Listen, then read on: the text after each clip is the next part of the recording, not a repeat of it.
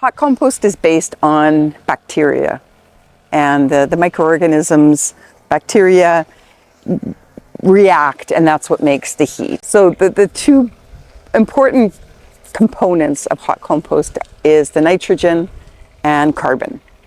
So from carbon we have, can be dried leaves or plants or straw or stuff that's brown basically. And then we have nitrogen. So for the nitrogen we have basically the chicken manure has a lot of nitrogen in it. So that we get coffee grounds from a cafe, so we use that too. We didn't today, but we will in the future. We have the horse manure.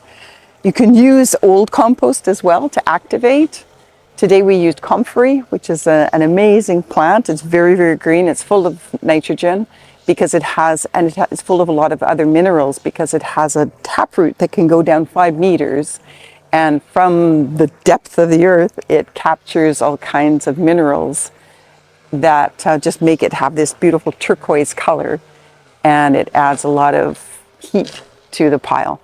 So it's a compost activator. You can also use plantain. You can use grasses, green grass, and then we have the kitchen scraps.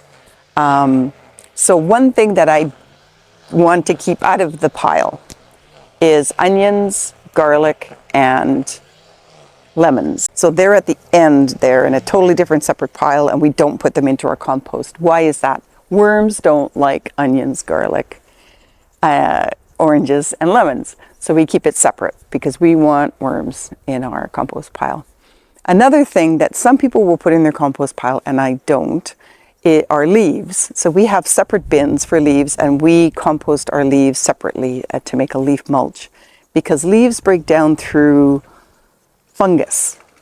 And these other things that we just talked about break down through bacteria.